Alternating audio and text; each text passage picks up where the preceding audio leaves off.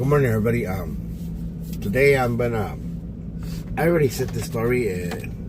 It's in between all my my stories already, but I'm gonna specifically detail it, and it's gonna have a story of its own, everybody. Well, as I started, it was a time that I was young. I was 18 years old, going probably to 19, going to 20. Good morning, everybody. So I've said the story already, and I'm going to detail it for you, everybody. And it's an awesome story. It's a scary story. It's how I changed, everybody. How it was one of my my changing moments and trusting in God, everybody. Well, it happened right after I got stabbed. And first time I got stabbed, everybody knows the story about the angels and how the elevator and the whole story that I asked God and to forgive me and to allow me and my father to reunite and to reunite my life.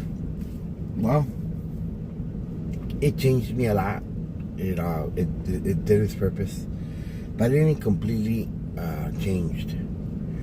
And my tia Berta, she'll always pray, and Maurita Lola, and Maurita Miki, Maurita Carmen, Maurita Esther, my mother, they'll pray constantly, a couple times a day, everybody. Well, I had gotten a job at MTA. That was my first year.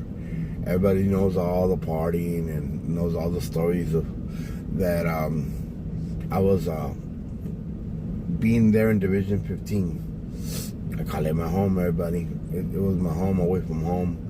It was the division that changed me. And a lot of people might not know exactly why I stopped working for Goodyear and MTA and all that. And a lot of people just think that I got a better job and I moved on. That's not the reason. I'm gonna tell you today the reason, and I want everybody to focus on the story. It is terrifying and it is scary, but I want everybody to know. Well, my Division 15, I used to work for Goodyear inside MTA. We used to do our breaks and everything with MTA and everything. But I used to party and have a good time, and everybody knew that I was awesome. So all the cover-ups were there. All the stuff were there, and we all had to endure our ways of living. So one summer, we all went to Mojave Desert, everybody. So we used to have, you could say they had motorhomes, and they had a picnic area, and from all the divisions they used to get together and have an awesome 10 days in the desert. And everybody had mopeds, quads, three-ways. They had all the Rhinos, the Hondas, the Suzukis. They had, everything. The shades, the ice chests, the pits, they for the fires. They already had everything. They had everything labeled and had everything already. And so they invited me. To them, it's a holy week. It's we might know it. We might know our like the Coachella, and they do the burning, everybody, and they get all the stress out, and they all work together. And at night, cleanse themselves and to let the bad spirits and bad omens leave this ugly world. And that's how they have spiritual relief. And they call it the midnight rite. And so envision like Coachella, the Burning Man, like a cult, something spiritual, something that it's fucking awesome, you know. Well, most of those people, they've been working together for 40 years, so it's the same process every year, and that's how they welcome people in, and the spirits cleanse themselves and stuff like that. Well, I end up going, and I wasn't a team player, everybody. I was a one-man clique. I thought I was badass. I thought I was a shit, and I didn't know how to work as a team and how to follow directions, because there was nothing I couldn't do. Everything was easy for me. I was the best of everything, and I was used to getting my way, and I was spoiled. I was a spoiled brat, everybody. When people used to tell me that I was a bad influence, or I was a fuck up, or I was a disrespectful person,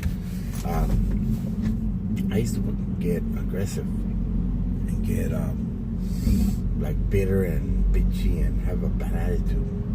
And I was a fighter. I was a person that had a lot of hate inside of me, and I didn't know how to let it out.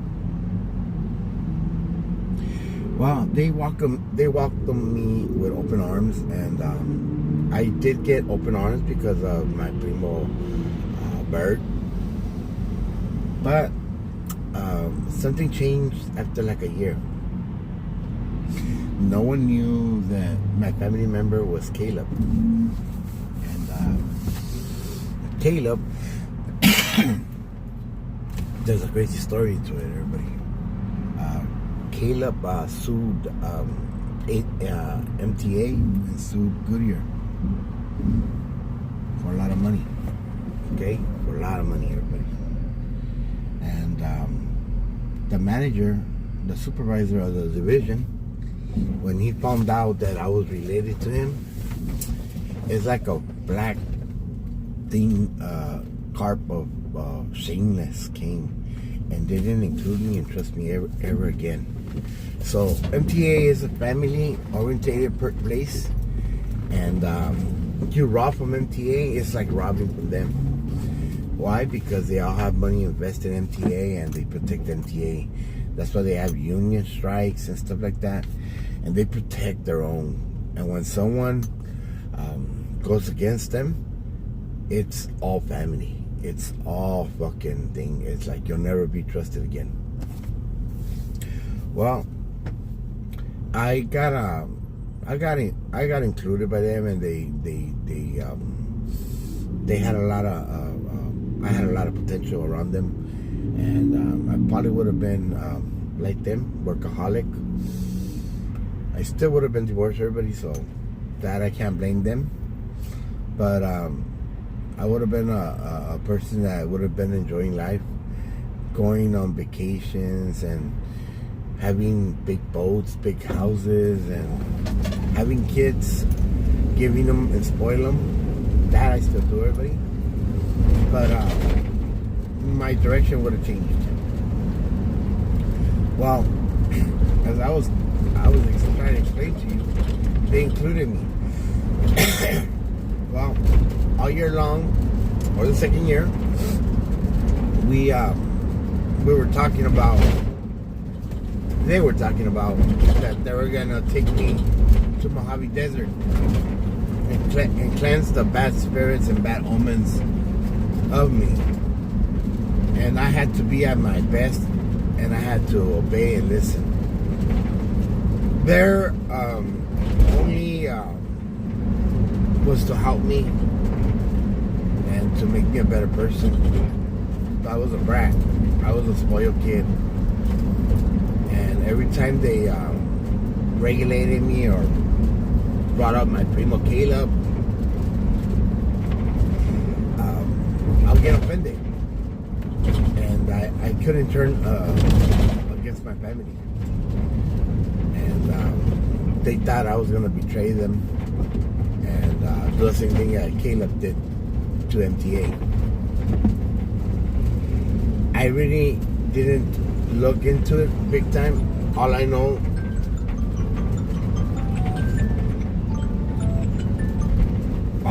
that sued them for a lot, for discrimination, for racist, and for all kinds of shit. And he got a good sum of money. So he betrayed familia, in other words, MTA.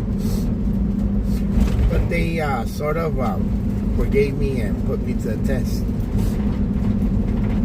I used to play dominoes with them, and they didn't have meetings in front of me or anything because I was the outsider.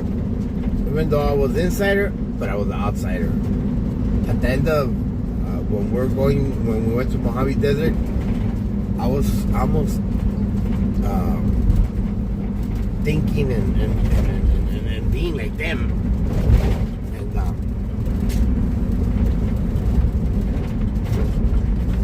I was almost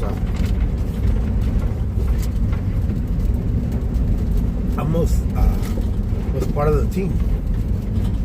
And so they decided first was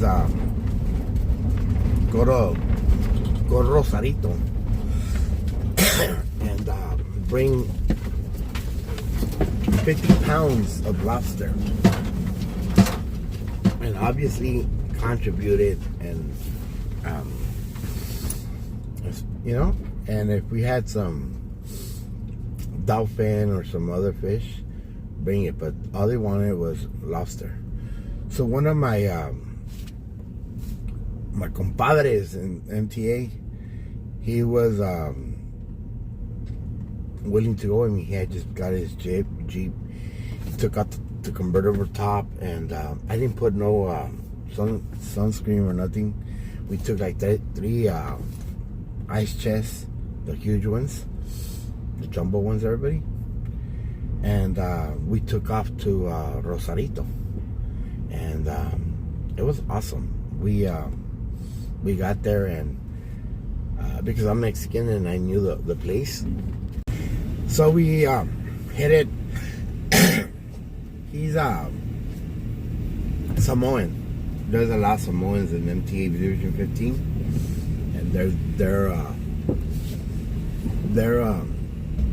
fucking awesome, and they like Purple Rain, Prince. They're all Prince fans, so we headed to Rosarito, and me being me, I already knew the spots and everything because my family members, which is my Uncle Miguel. Everybody knows about Adrian and all them. And got there, and we got there about 3 o'clock in the morning, everybody. And I right away told one of the fishermen that we were interested in whatever they pulled out, and we were willing to buy it. And they said, how much money you got? I pulled out 200, and this guy pulled out 200. It's 400. I'm talking about 30 years ago, everybody. $400 was a lot. And right away, they said, yeah. So we ended up getting about 50, 60 pounds of red lobster, king crab, nothing but the best. And we ended up getting some fishes and some calamar, some turtle eggs also. And what we had to do, which was against the law, was passed it to the United States, right through the border. And so there's no way you could pass eggs and extinct or animals, you know, especially crabs. So obviously I had a certain way to pass stuff. It's gonna sound stupid, everybody, but it does work. Put it right in the obvious and tell them, and they won't believe you, and you can pass it. That's how I do it, everybody. So we end up passing the through the border, and surprisingly they didn't check us. Obviously they didn't believe us. And what made it more crazy was I had a crazy sunburn. I'm talking about a ridiculous sunburn. And they were just laughing at me, cracking up. And like I said, it was a Jeep, a brand new Jeep. I just barely got the license, and we took out the top, the convertible top, and we just let the metal and 3 ice chests. And they told us, and we told them the reason we have ice chests in case the rain comes, and we have lobster. And right away they opened up one of them, and they just like, hey, just because you said the truth, we're gonna let you go, but you can't bring lobster, not this quantity, and this is the only time that we're gonna allow you to pass it through. We said okay. So we passed. We made it back to Division 15. On the way over here, it was freezing cold. It was crazy. A shiver. I got a cold just like right now. And we made it to Division 15. And we got back before Sunday. We took like 2 days to get there. And right away, I was the champ. El campeón. I was el mero, you know? See, I didn't expect that they were going to count on me every single time now. I didn't expect that I had certain things I had to follow through. I didn't expect to have that responsibility and to be part of them so quickly, everybody. So don't ever, if you're not ready,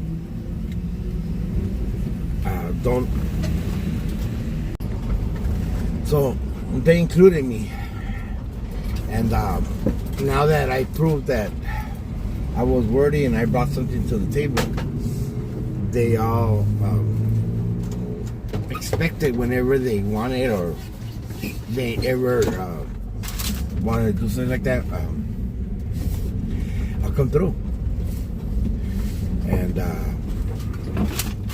obviously when we went and we got telephone numbers and everything, and told them that we're gonna be probably coming often. They were excited, everybody. And the money's worth that we brought.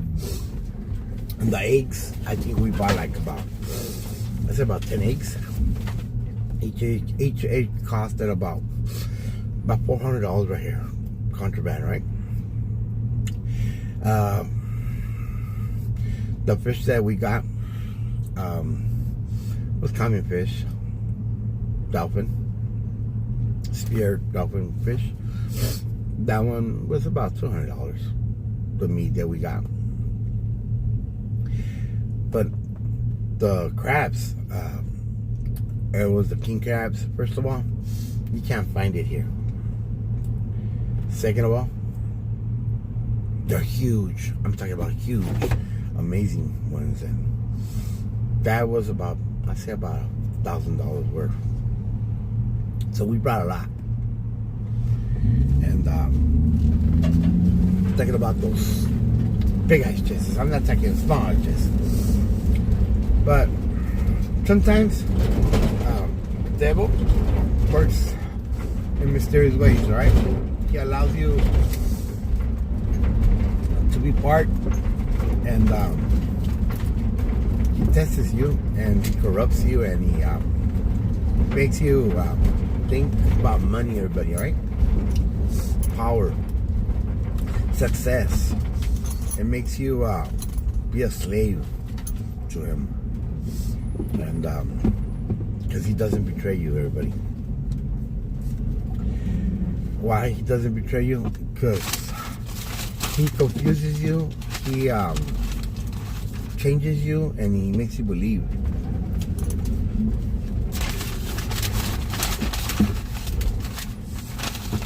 that whatever God can give you, he gives you.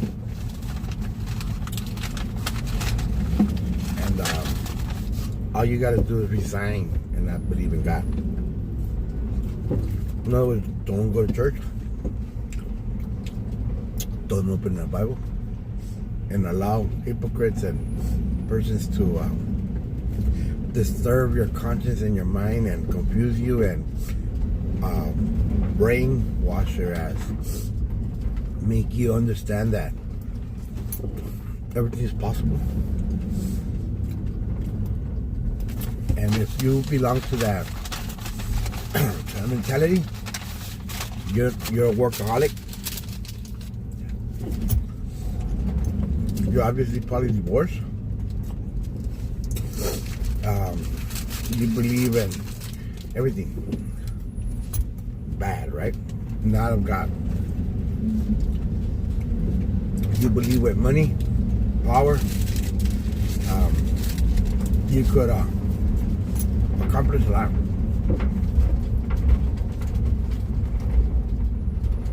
By you belonging with them, sky's the limit. They teach you how to work as a team, to trust them, believe in them, and obviously to do what you have to do, what you're told to do, no questions asked. And that's how you belong to a cult, to a team, to a gang, to a barrio, to whatever. See, as time passed by, they told me, hey, we're gonna go to Mojave Desert, and we're gonna spread those wings, and we're gonna purify you, and we're gonna make you part of our team. Eventually, we're gonna hire you a position for you, and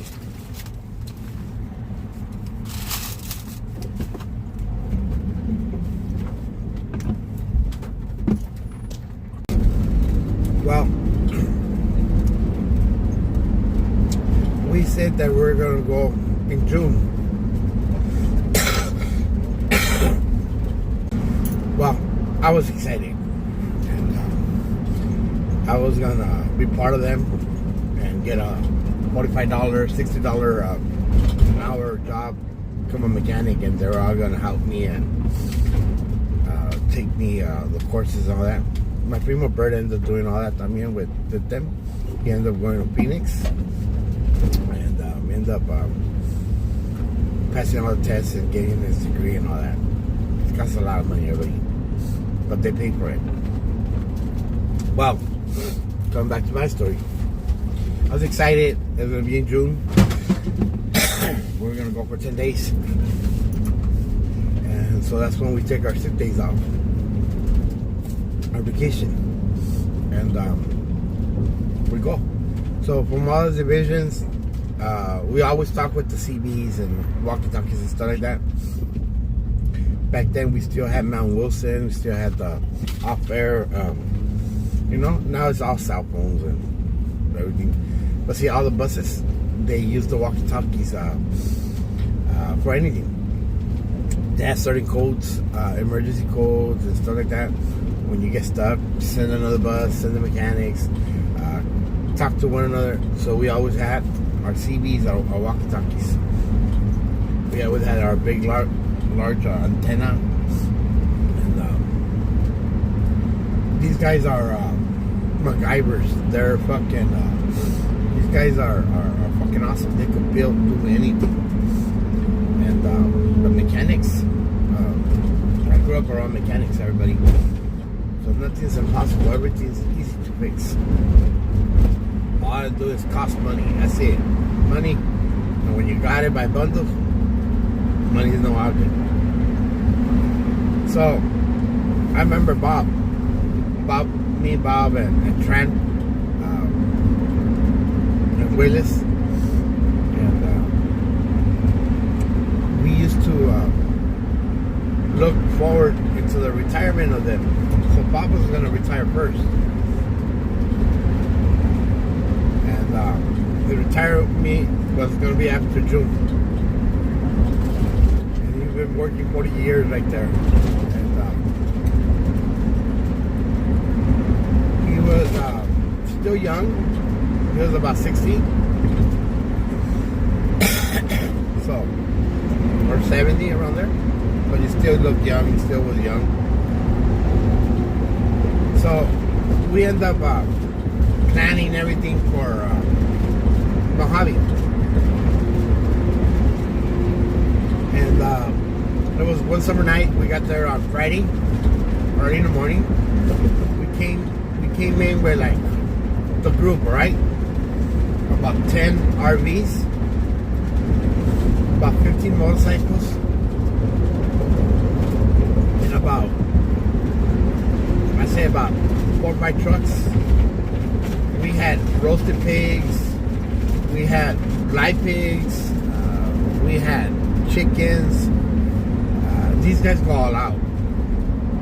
We hire a chef, and we hired someone that cleans and does all the organizing. All we do is line up all the RVs, and they cook for us all day long, all night long. You have food. Everybody contributed. Everybody put money in. I think you put in like $500, and we go about 30, 40 people, you know. So imagine how much money we have. We have a lot of money right there. And obviously they do mushrooms, everybody. I've never done mushrooms until I did there. So it was gonna be the first night, and we're gonna stay there 10 days. First night, they told me, have you ever done mushrooms? And I said no. But I've done every single drug that's ever existed except goodyear, you know? Chiba. That's the only thing I never done already. So, they go, you sure? I told them, I'm sure. So they organize the midnight run. That's what they call it. So they do a bonfire. Just imagine like Coachella, the Burning Man, and we all sit next to it. And they burn wood. And once you take the mushroom, which is real expensive for everybody also, you begin to go to the underworld. You begin to become all sweaty and paranoid and hallucinate, and you begin to talk to different souls and different persons, and you begin to look at, you know what, it was before I got stabbed, everybody. Sorry for that inconvenience. So I started talking, seeing bad omens and bad spirits, and a lot of anger, a lot of hate, and a lot of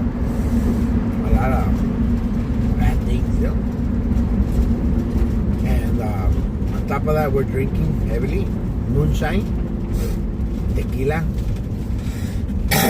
That's why I don't drink no more moonshine and tequila, everybody. I do, but only in shots. Do it mix. So, they told me, "You ready?" Well, yeah, I'm ready. Go ahead. And we all got into the bikes. They all told me, "So we're gonna ride. You gotta follow the lights. Don't lose the lights because you're gonna get lost." You gotta understand. First time I ever done shroom, and I'm all fucked up in the head. I'm fucking hallucinating and seeing lights and confessing my feelings and giving out my my shit, you know.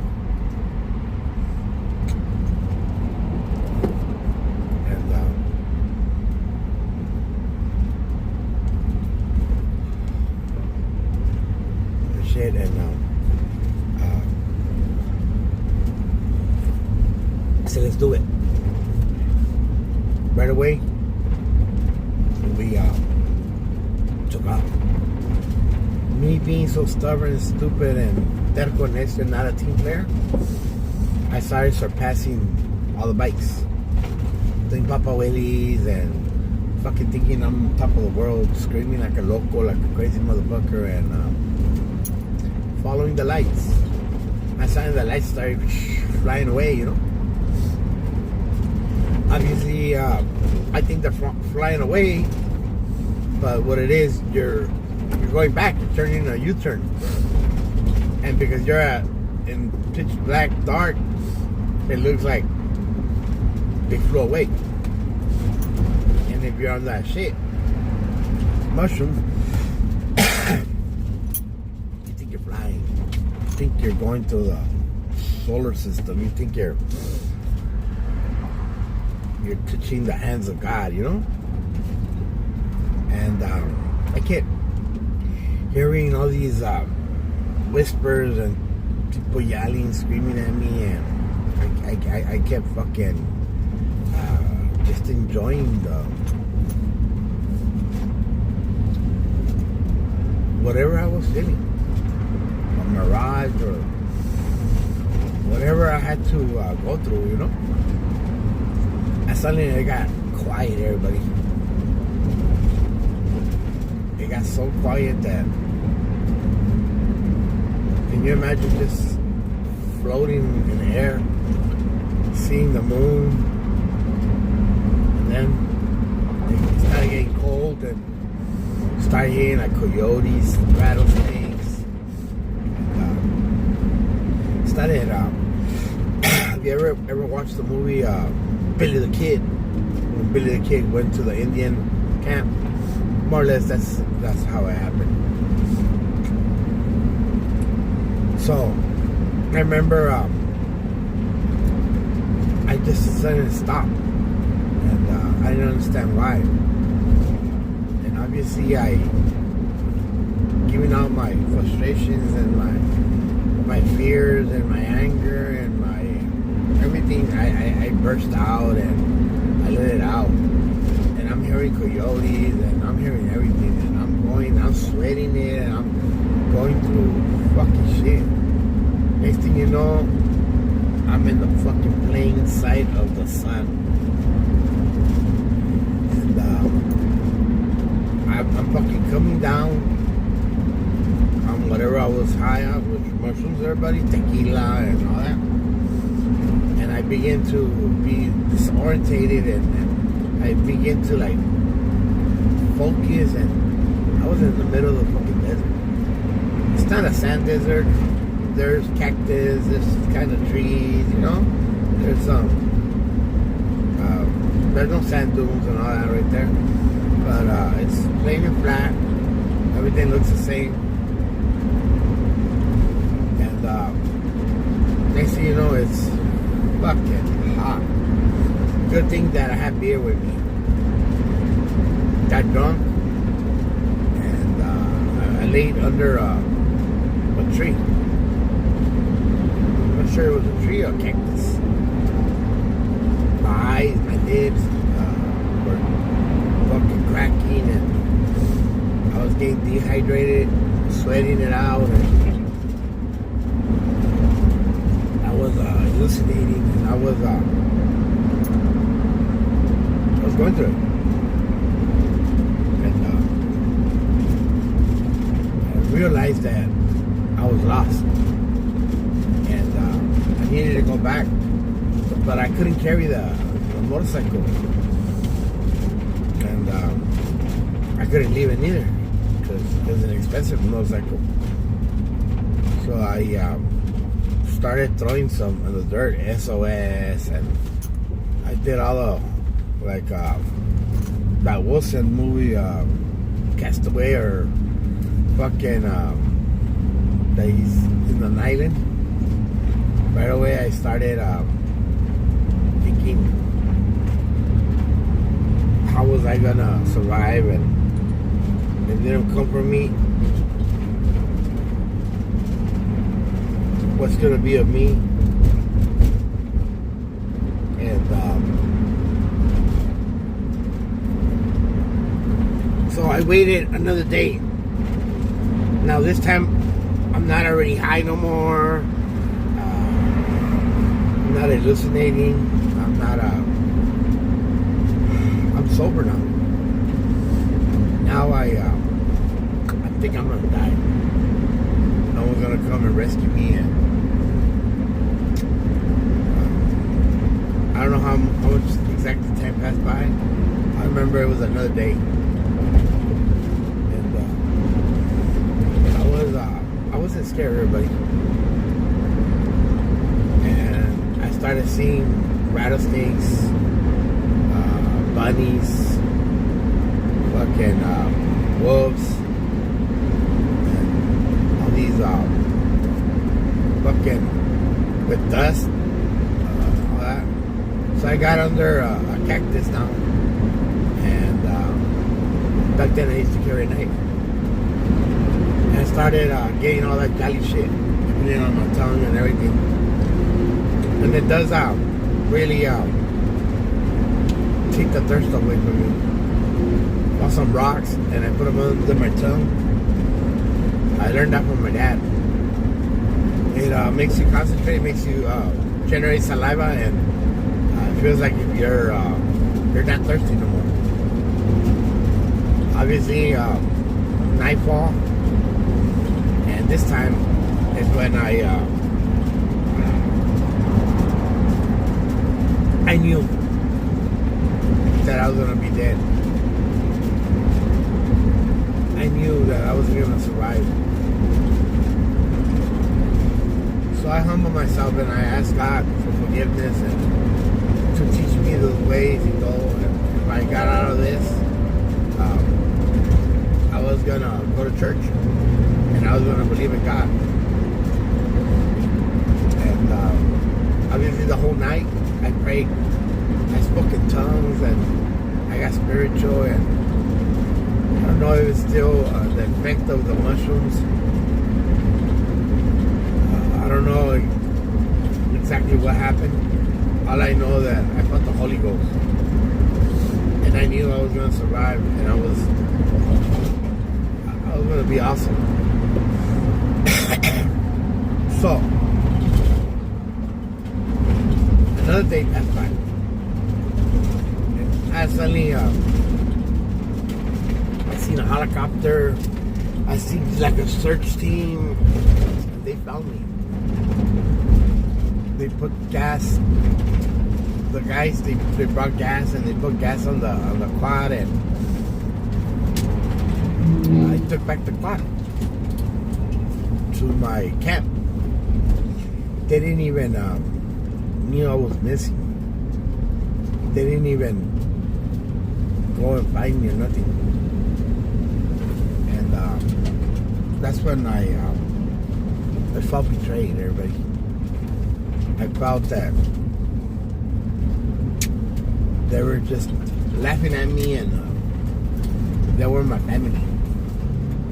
And I had to get the fuck out of there. The story about the owls and all that, with a new beginning and all that, I never knew what they stood for until now, right? And the prior video that I made, I didn't know what owl was. All I knew that it was magical. And Kike believed in it. I believed in it. But I never spoke to the owl or nothing. And it appeared 3 times on me. So when I got back, I felt betrayed. I felt that I didn't belong there anymore. And people looked at me laughing. I felt embarrassed. I felt that I didn't live up to expectations, you know? And people knew that, not that I was a loser, but I didn't belong with them. Because I didn't know how to follow directions and follow what was told. And one of them told me, which is Bob, you don't want to be part of this crew. These are evil. You're never going to have a life. You're young. Go out there and get married and do what you got to do and make and better yourself. You don't need to work 7 days a week. You don't need to give yourself. You don't need to sell yourself for all these people. You don't need to be part of them. You don't need to admire them and respect them. They left you out there. They abandoned you. And if that doesn't tell you that you have to move on, better things are going to happen to you in your life. At least you're going to live. So I knew that moment, that time, that day, that I had to leave. And I started working for the bus stop after that. Changing the posters, working at the beach, making a little more money. I became the supervisor there. And I left MTA and never looked back. I've never gone back. I still have good memories. I still got an awesome relationship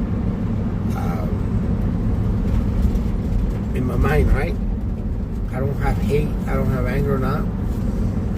And I'm not saying that I did better, but I got to live life. I got to have my daughter, and I got to start my company, and I've done a lot of mistakes, but I've learned how to be a team player. But most of all, that day, I started going to church with my tia Berta, and my pastor, Jerry. He seen what God had for me, and everybody always tells me that I'm very influential, spiritual, and I have a lot of faith in God. And I've talked to a lot of lost souls and people that want to suicide and stuff like that, and I teach them about God. And these messages is always a reminder that God is with us, and God is our beginning. God is our life. God is our purpose. And got closer to God.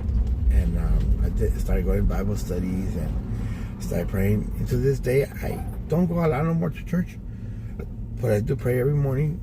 I do have my faith. I am a strong believer in God. And I live for God.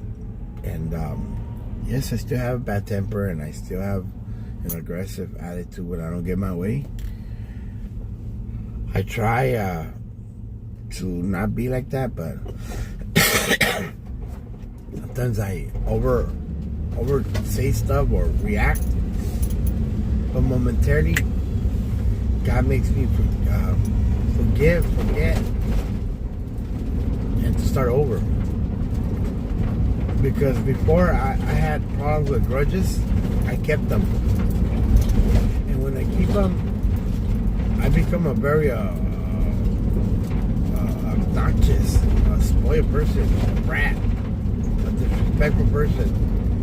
And when I humiliate somebody, or I mistreat somebody, or when I offend somebody, God gives me the will to let me know that I'm taking advantage, or I'm being a fucking asshole, you know. And right away, I try to ask for forgiveness, and I pray on it, and I ask God, I failed you again, and God always reminds me, you only fail me when you don't acknowledge him. They fucked up. Because one day he does expect me not to fuck up again. But he knows it takes time. And I always wanted a woman that understood me and was there for me and never gonna abandon me. Even though when I let the chamuco out and when I react stupidly, as long as I don't abuse or hit or break down person, I always ask God to make her understand that I have defects and I have situations that I grew up like that. I grew up in a very bad environment. Todos los hombres machistas and everything. At work, they abuse of us and they demand and expect a lot from us. So that's why I react the way I react, everybody. And but I try not to. I try to keep that chamuco real hidden and way deep in there.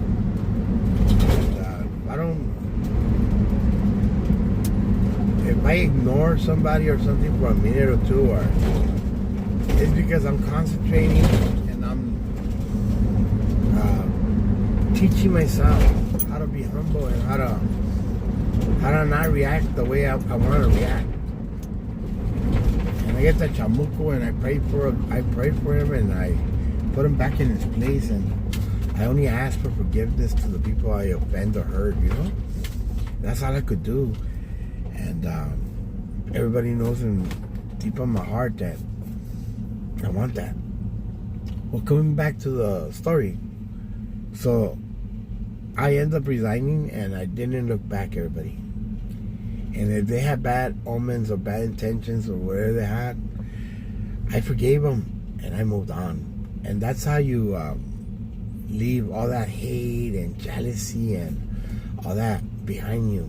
Don't look back.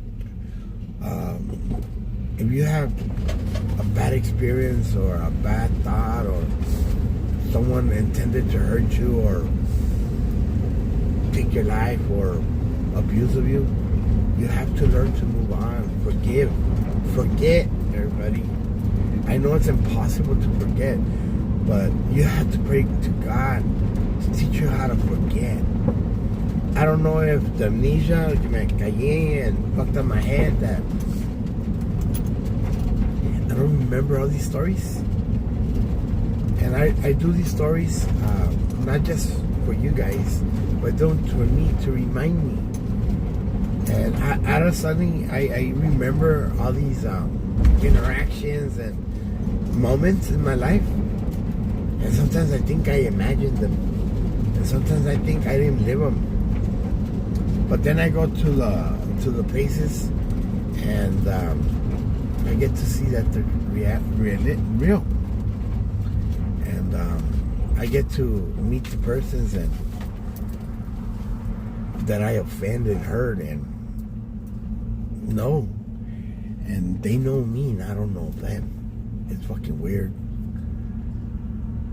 People always come up to me and call me and tell me, and I'm like, I still remember you.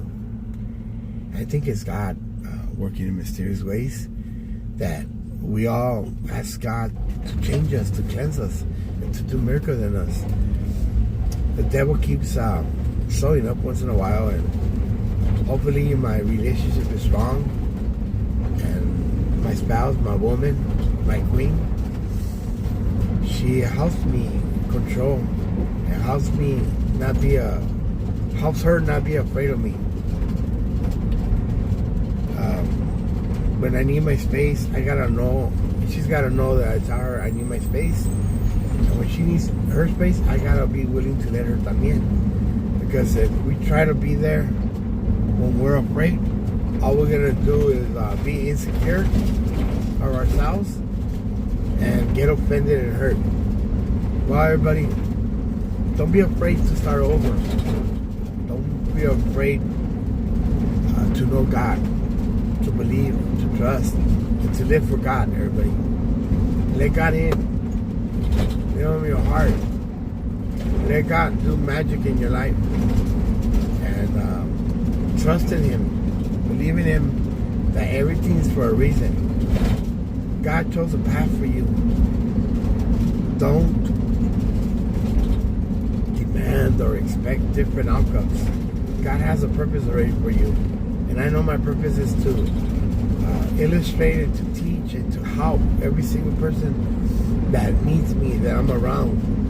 And I never back down, and I'm always here to motivate you, to encourage you, and to give you support, and to teach you that God is our way, our salvation. And go to church, open a Bible.